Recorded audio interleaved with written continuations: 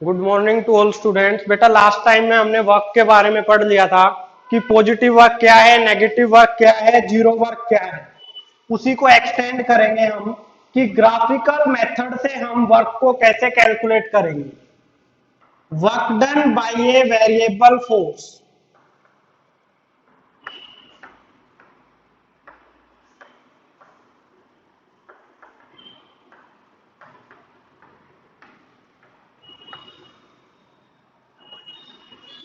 एक variable force से work done कितना होगा वो हमें कैलकुलेट करना है।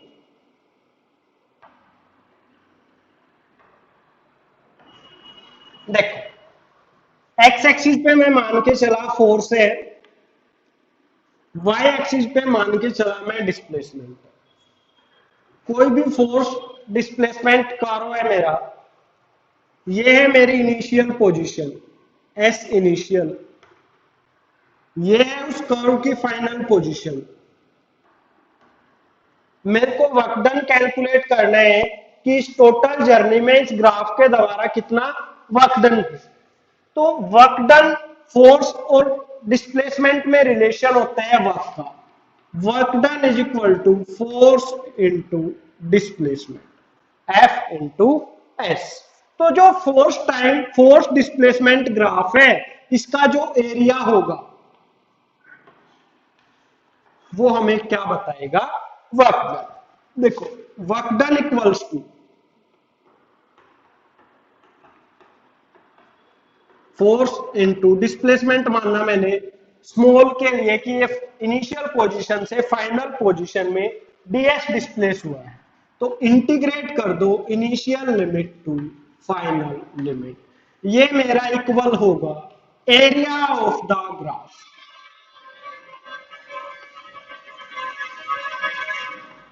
ये हमेशा इक्वल होता है मेरा एरिया ऑफ ग्राफ। देखो मैं क्वेश्चन बताता हूं आपको, क्वेश्चन कैसे करते हैं हम इसके। Work done by variable force का ही क्वेश्चन है।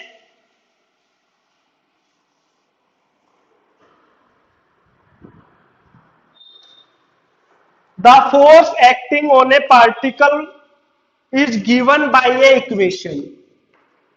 किसी पार्टिकल का फोर्स हमें गिवन है 1 plus 2x plus 3x square 4x cube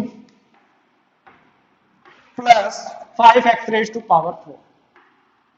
ये पार्टिकल है, कोई पार्टिकल इतना फोर्स क्या कर रहे हैं, एक्सपीरियंस कर रहे हैं। Calculate the work done when displacement changes from 0 to 5।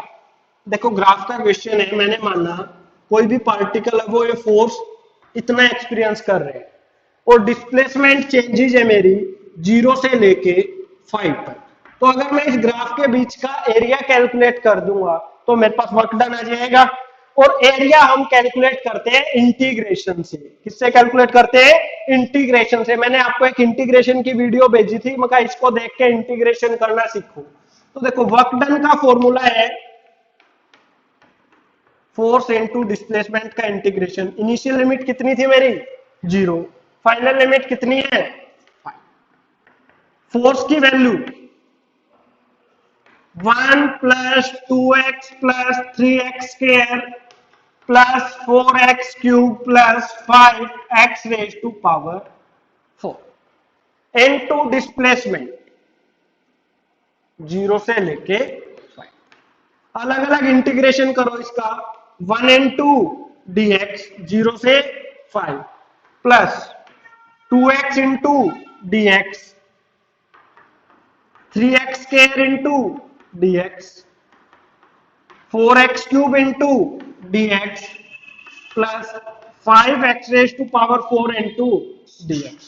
हर एक टर्म के साथ मैंने dx को क्या कर दिया, मल्टीप्लाई। अब देखो 1 इंटू dx का इंटीग्रेशन क्या होता था, फॉर्मूला था मेरे पास x। 1 इंटू dx का इंटीग्रेशन x प्लस 2 कॉन्स्टेंट है as it is x into dx।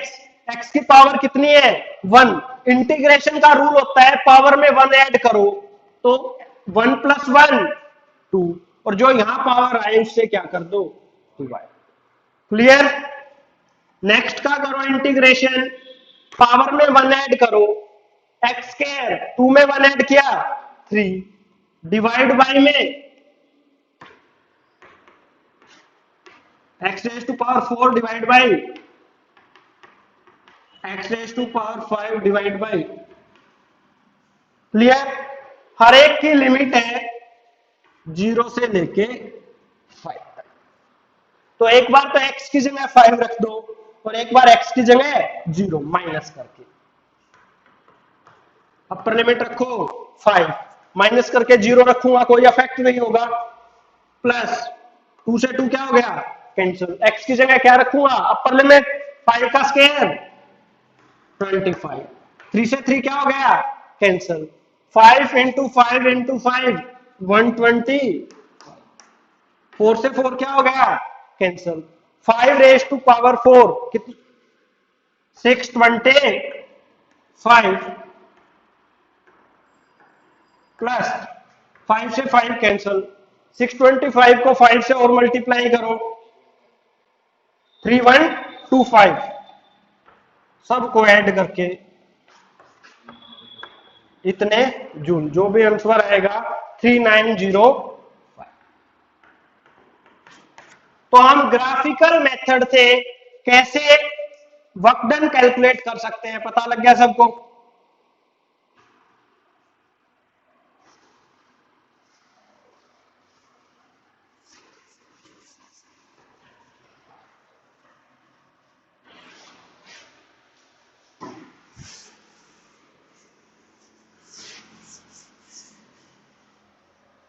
Work के बाद टॉपिक आता है मेरा पावर।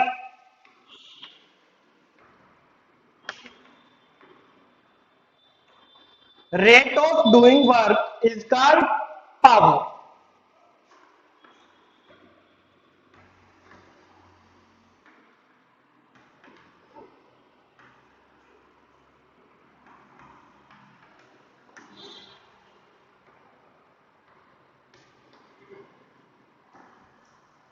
पावर का जनरल फॉर्मूला होता है हमारे पास work done upon time.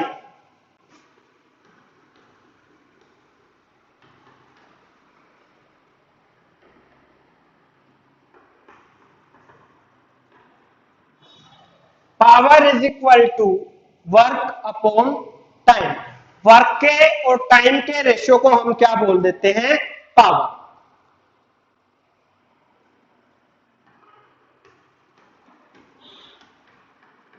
SI unit of power,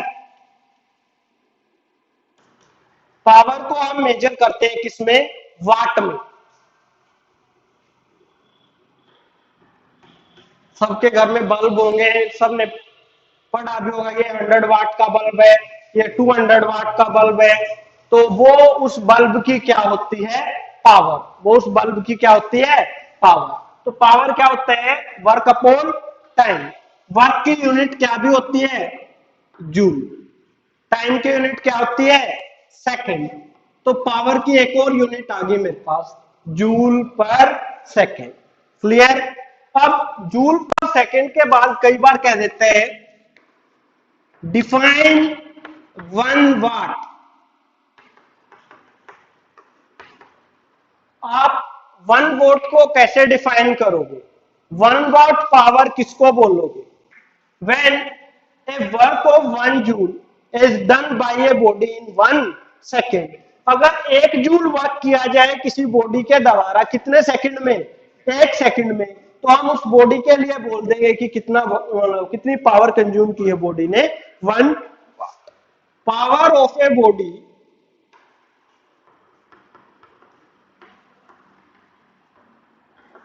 is said to be 1 watt if 1 joule work is done by a body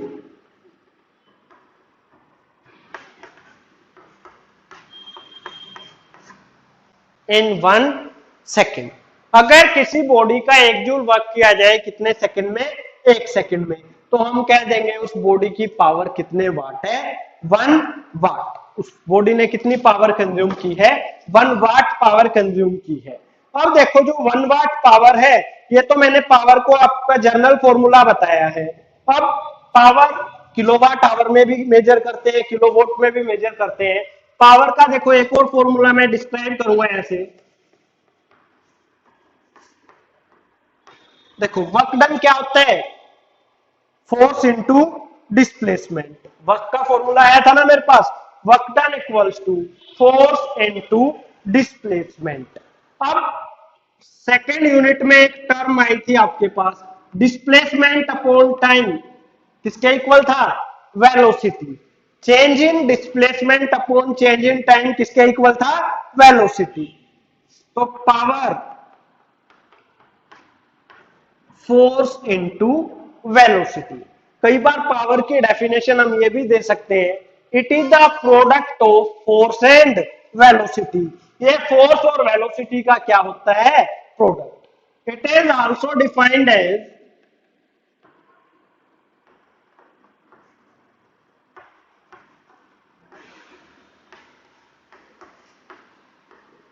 product of force and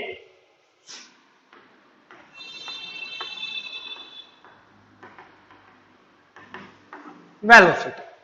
force और velocity का क्या होता है, ये प्रोडक्ट। अब एसआई यूनिट तो मैंने आपको बता दी, जूल पर सेकेंड। अब सीजीएस यूनिट है,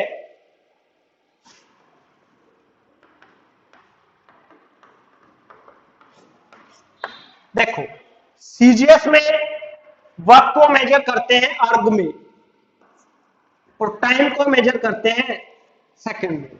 when 1 erg work is done in 1 second, तो वो इसकी क्या हो जाएगी, CGS unit. Power is said to be 1 erg second when 1 erg work is done in 1 second. अगर एक अर्ग वर्क किया जाए 1 सेकंड में, तो पावर को बोल देंगे हम, पावर कितने हैं, 1 अर्ग सेकंड। अब देखो जो हमारे घर में अप्लायंस होते हैं, मोटर्स होती हैं,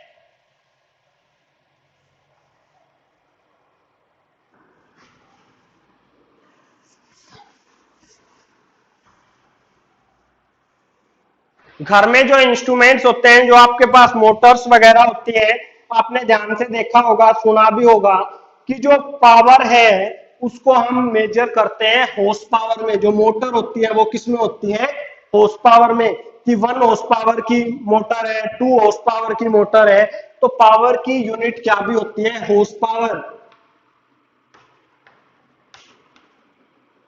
पावर की यूनिट क्या भी होती है, horsepower. 1 horsepower is equal two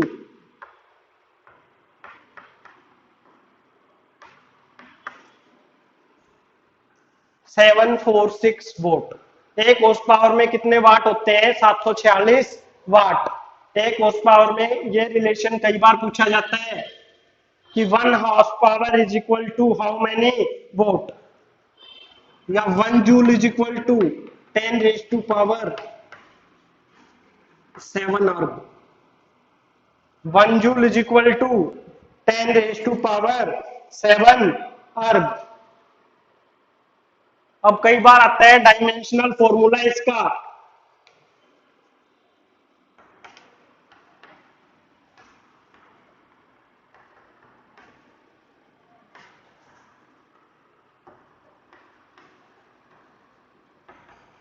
dimensional formula for power. Power का डायमेंशनल फॉर्मूला क्या होगा, देखो पावर होता है वर्क अपॉन टाइम।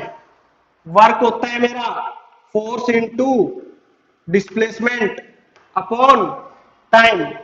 फोर्स को लिखूंगा मैं mass into acceleration into displacement upon time. अब एक्सेलरेशन को फिर से ब्रेक कर दूंगा मैं। एक्सेलरेशन क्या होता है, वेलोसिटी बाय टाइम। वेलोसिटी होता है फिर मेरा डिस्प्लेसमेंट अपॉन टाइम।